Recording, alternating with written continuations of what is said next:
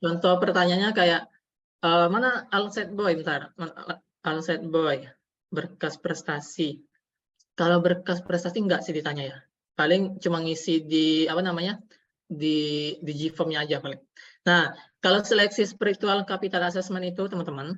Nah, Alset Boy. Contoh pertanyaan gini, apa yang akan dilakukan Alset Boy 10 tahun ke depan? Nah, contoh kayak pertanyaan kayak gitu. Apa yang akan dilakukan Set Boy 20 tahun ke depan? Bahkan teman-teman, diminta sampai 60 tahun ke depan kalian itu pengen ngapain? Karena kita dididik untuk berani mempunyai mimpi, mempunyai tujuan. Itu di rumah kepemimpinan. Kita dilatih seperti itu. Jadi 60 tahun depan, ngapain ya gua 60 tahun ke depan ya? Nah, itu. Jadi spiritual capital assessment itu lebih kayak gitu. Terus juga ditanya tentang mungkin ada amalan yaumi, kegiatan sehari-hari gitu-gitu lah. Nah, kalau lolos itu baru masuk ke seleksi wawancara. Oke, kurang lebih seperti itu teman-teman, alur seleksinya. Oke, siap-siap. Nah, selanjutnya adalah strategi lolosnya gimana, Kak? Oke, ada 4 nilai penting yang sering ditanyakan, teman-teman. Yang pertama adalah kepemimpinan. Kalian tuh kayak mana sih pengalaman kalian dalam memimpin? Itu ditanya tuh. Terus amalan yaumi. Amalan yaumi itu, kalau bagi yang belum tahu, ibadah sehari-hari yang kalian lakukan itu seperti apa? Misal, sholat 5 waktu di masjid, Al-Set Boy, misal, woi keren banget kan? Tapi cuma seminggu sekali misal gitu. 6 harinya nggak sholat gitu ya. Nah, kayak gitulah. Jadi yang kayak gini harus dilatih dari sekarang gitu ya. Boleh, jurusan keagamaan boleh. Nah, terus prestasi kalian apa selama kalian di SMA kah atau di perkuliahan? Prestasi kalian apa? Bebas apapun itu. Terus sosial, keluarga kalian gimana? Maksudnya hubungan dengan sosial. Misal Alset Boy pacaran misal itu auto nggak lolos. Karena ya kita nggak menerima orang-orang yang pacaran gitu ya. Terus kayak misal Alset Boy dengan pacar sayang-sayangan gitu ya. Tapi dengan keluarga sendiri jauh-jauhan. Aduh, astagfirullah. Itu auto nggak lolos juga teman-teman. Jadi jaga mulai dari sekarang pupuk nilai kepemimpinan kalian. Bebas apapun itu, yang penting memimpin. Terus ibadah-ibadah sehari-hari itu mulai dijaga sekarang. Prestasi mulai dicari. Apa ya prestasi-prestasi? Terus sosial dan keluarga ditingkatkan hubungannya. Nah, itu tipsnya ya. Oke, nah ini Hanifah sama Al Said Boy cocok nih. Udah taruhan aja kalian. Aduh, aduh. Oh ya, BTW Kak Nasution, ini pesertanya masih SMA kah atau udah kuliah ya? Ada yang SMA, ada yang kuliah, Kak. Oke, siap-siap. Nah, mantap. Oke, ada yang SMA ya. Yang Jadi, lebih banyak SMA. oke, jadi mulai bisa disiapin nih teman-teman. Jadi 4 nilai penting ini kalian bisa siapin dari sekarang. Oke, ini media sosialnya terakhir ini.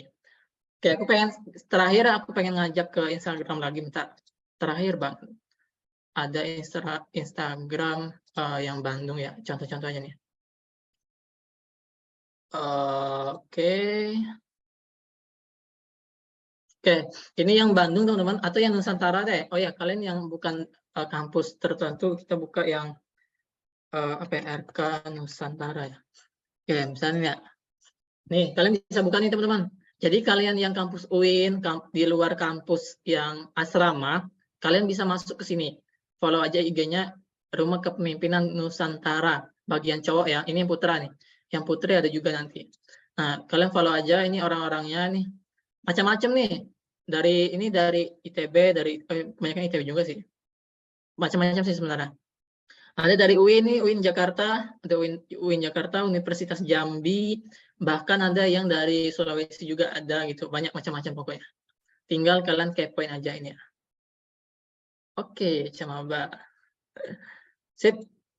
Itu teman-teman dari aku, terima kasih atas waktunya. Kalau pengen nanya-nanya atau lebih lanjut bisa follow Instagram aku ya di sini. Kalian bisa follow aja nanti bilang aja Kak, peserta muda bermakna ya gitu ya. Jadi nanti aku tinggal fallback gitu. Oke, sip. Dari aku thank you. Thank you teman-teman. Baik, terima kasih atas pemaparan materinya Mas Miftah Hanif. Nah, baik, kita akan memasuki sesi tanya jawab, sesi yang paling ditunggu oleh para peserta webinar. Nah, bagi yang ingin bertanya, silahkan bisa raise hand atau pertanyaannya bisa ditulis di kolom chat. Kak, izin bertanya. Oh ya, udah dijawab, oke Mas. Silahkan kalau ada yang ingin bertanya.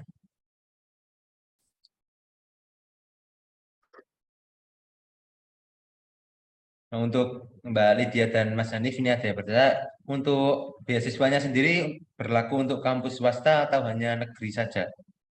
Mungkin Mbak Lydia dulu, lalu Mas Hanif. Oke, terima kasih. Kalau PDM sendiri, itu yang tadi saya sebutkan ada 34 regional, itu bisa dicek daftarnya di websitenya langsung, karena siapa tahu ada update kan. Terus selain dari 34 regional tersebut, setahu saya juga itu sekarang bisa ada yang non-partner. Jadi pas daftar, nanti bakalan ada pilihannya non-partner gitu dari selain 34 universitas tersebut. Gitu. Ini maksudnya mendaftarnya cukup mengisi link. Kalau VDMI itu sama daftar itu semua tahapnya itu online. Jadi itu sih maksudnya memudahkan dan juga melatih kita. Jadi sebenarnya mungkin bukan cuma di VDMI ya, tapi semua hal yang kita daftar misalnya kunci utamanya adalah membaca. Jadi teman-teman ini juga sih jadi apa ya reminder juga karena sering sekali hampir di banyak kegiatan event atau open registration lah misalnya banyak yang mempertanyakan hal yang sudah ditanya sebenarnya sudah dicantumkan informasinya jadi itu jadi poin penting sih untuk membaca dengan lengkap informasi baru kalau ada yang tidak mengerti baru bertanya.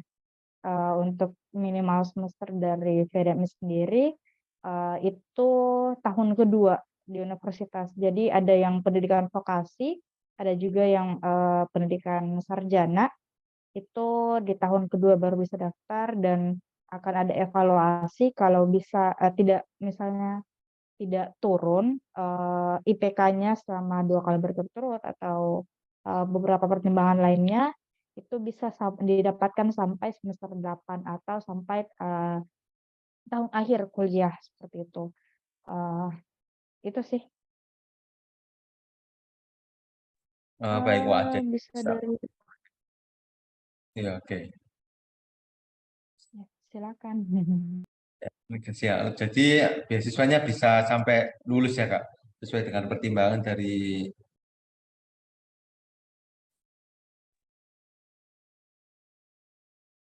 Ya, dari maaf. jadi beasiswa bisa sampai lulus sesuai dengan pertimbangan dari Van Deventer Mas Indonesia sendiri ya Kak. Iya, Wah, menarik, iya, menarik. betul. Jadi bakalan ada evaluasi ini kan bisa mempertahankan karena kan hampir semua mungkin ya maksudnya beberapa beasiswa juga yang saya tahu itu akan ada evaluasi karena kan tujuannya beasiswa yang perlu teman-teman sadari adalah bahwa beasiswa itu membantu kita supaya kita bisa optimal dalam mengerjakan dan menjadi mahasiswa seperti itu. Jadi ketika memang turun misalnya berarti ada hal yang kayak, oh sepertinya beasiswa ini memang kurang kurang optimal dalam mendukung teman-teman kayak gitu. Itu kan jadi catatan tersendiri. Jadi penting lah untuk kita mempertahankan prestasi lah ceritanya gitu.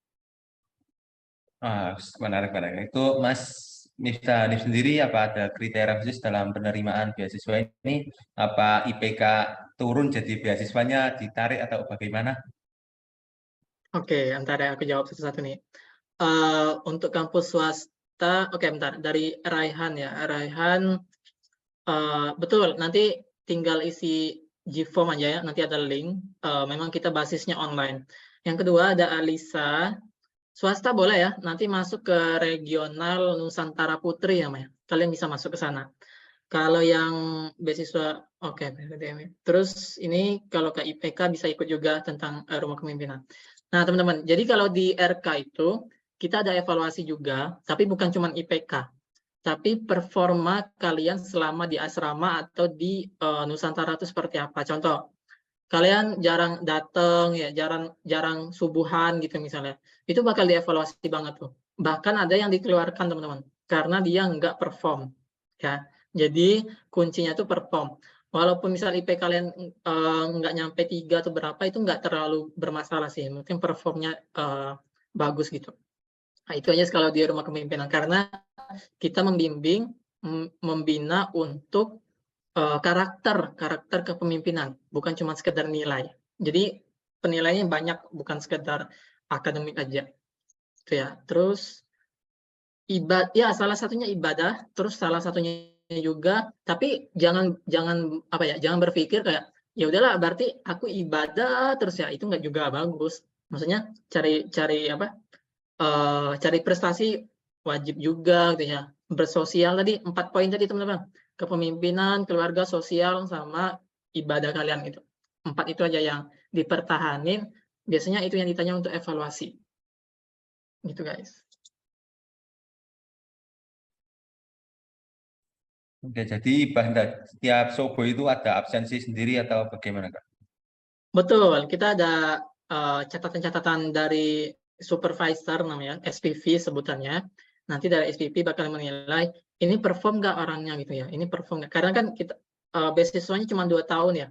Nah, semester 1, semester 2 bakal ada evaluasi. Kalau udah lolos 2 semester itu berarti sampai lulus pun insya Allah kita bisa lulus tuh.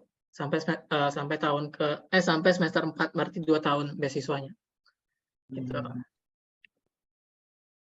Oke, sangat menarik ya. Oke, untuk dan selanjutnya apa masih ada yang ingin bertanya?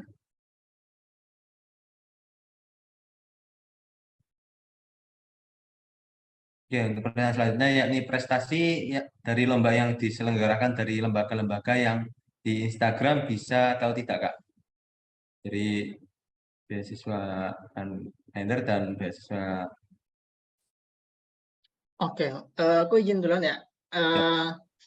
Bebas teman-teman, mau dari Instagram, mau dari pemerintah, mau dari apa, bebas. Yang penting poinnya adalah kalian tuh punya semangat untuk berprogres dan produktif. Itu poinnya di sana. Makanya kita mencari orang-orang yang punya prestasi.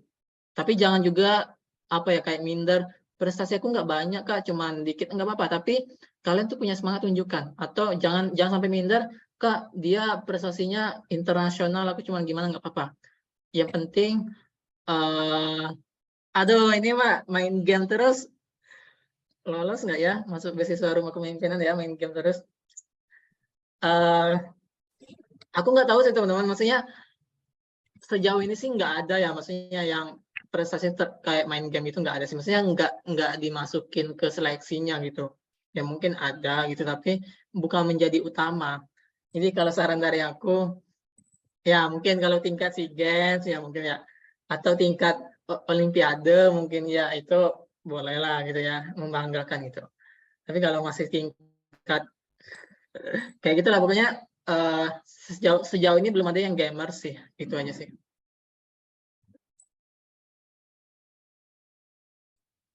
Untuk beasiswa Spender sendiri bagaimana, Kak? Apa ada kriteria khusus dalam prestasi-prestasi untuk menerima beasiswa? Oke, terima kasih.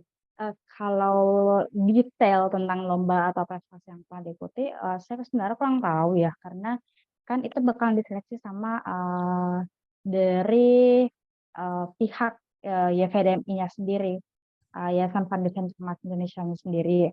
Cuman kalau memang itu adalah suatu prestasi, silakan dimasukkan, kenapa tidak. Satu yang jadi catatan penting juga karena di sini tadi ada beberapa yang menyebutkan dari SMA ataupun Camaba. Silakan teman-teman perbanyak aktivitas sosial, itu penting sekali sebenarnya dalam pendaftaran beasiswa, apalagi yang di FDMI. Karena di seleksi itu akan ada berkas motivation letter ya. Nah, di sana akan ada poin-poin yang perlu dijelaskan. Selain tentang diri teman-teman dan juga impiannya, itu juga akan ada terkait dengan kegiatan aktivitas sosial yang pernah dilakukan. Jadi seperti yang tadi juga dikatakan oleh Mas Miftah tentang empati dan seterusnya, ya betul, saya sepakat kalau itu juga penting sekali. Satu nilai yang saya sadari ketika menjadi bagian dari keluarga PDMI setelah menerima beasiswa adalah poin penting penekanan dari beasiswa ini ada value-nya, dia learn, share, encourage. Jadi kayak belajar, berbagi, dan juga saling encourage. Jadi poin terkait dengan share-nya tentang aktivitas-aktivitas sosialnya adalah tentang be kind. Jadi kita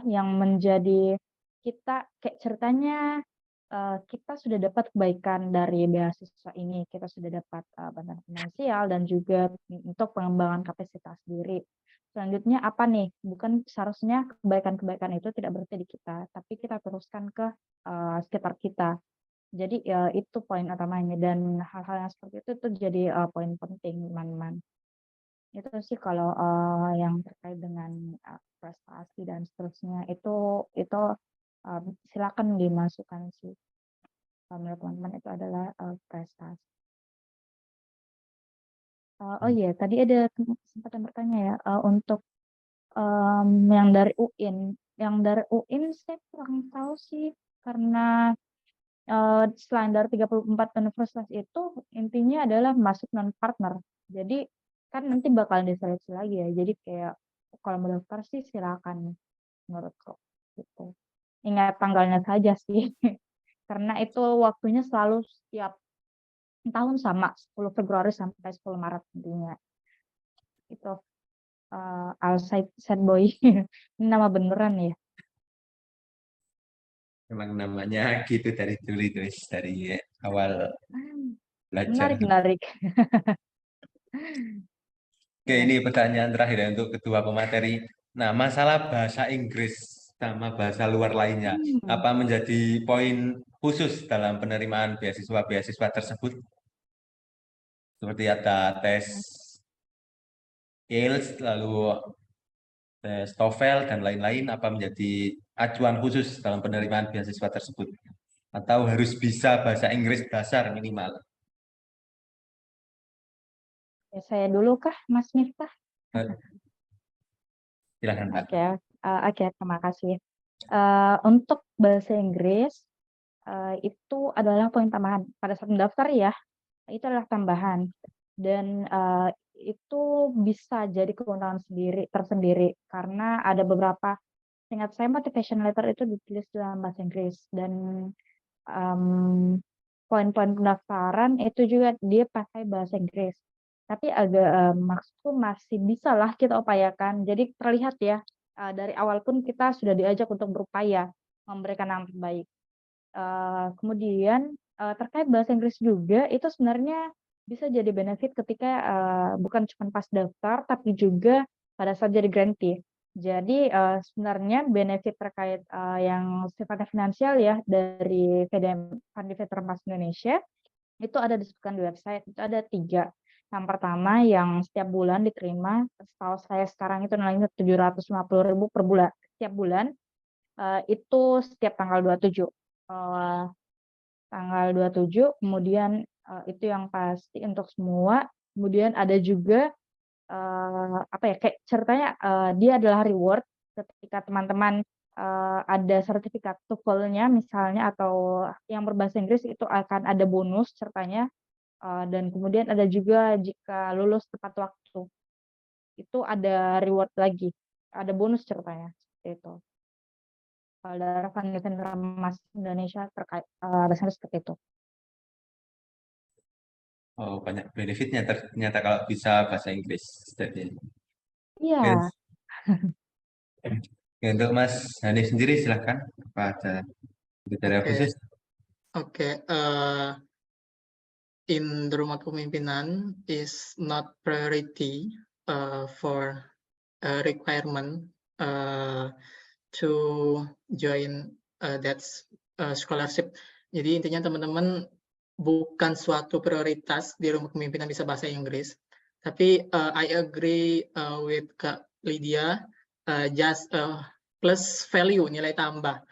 Mungkin nanti ketika kalian sudah masuk di beasiswanya, kalian bisa mudah mencari prestasi, kalian bisa mudah mungkin connecting the leaders ya, saling menghubungkan satu sama lain. Misal kalian ketemu alumni, misal di luar negeri, itu pasti menggunakan bahasa Inggris. Nggak mungkin bahasa Sunda, nggak mungkin bahasa Jawa, tapi bahasa Inggris kebanyakan seperti itu. Not priority in Rumah Kepemimpinan. Nah, baik ya. Tidak terasa sudah mendekati jam 8:30 waktu Indonesia Barat.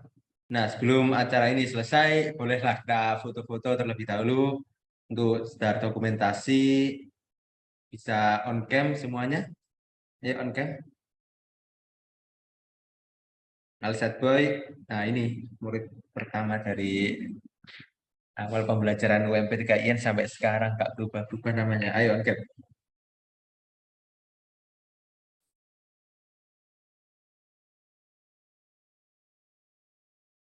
Indonesia, Dita Purnama, Mayan, Raihan, Risma, Indah, Yopi, mau rame Alsat Boy sama adik-adiknya. Mantap. Banyak anggotanya ternyata. Oke, yang lain? Mas Muhammad Ziaul Haq.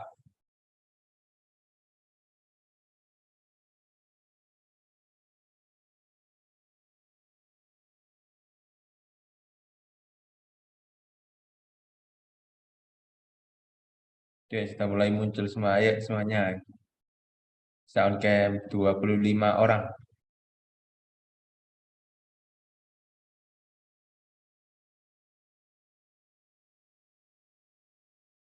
Ya, mungkin bisa saya mulai. Oke, lihat kamera. 1, 2, 3. Bentar. Oke, lanjut. Gaya. Gayanya gimana? Oke, bisa.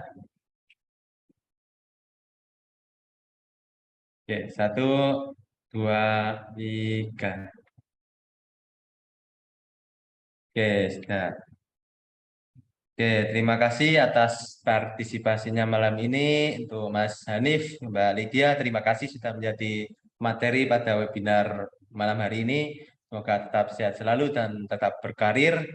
Webinar saya akhiri. Assalamualaikum warahmatullahi wabarakatuh.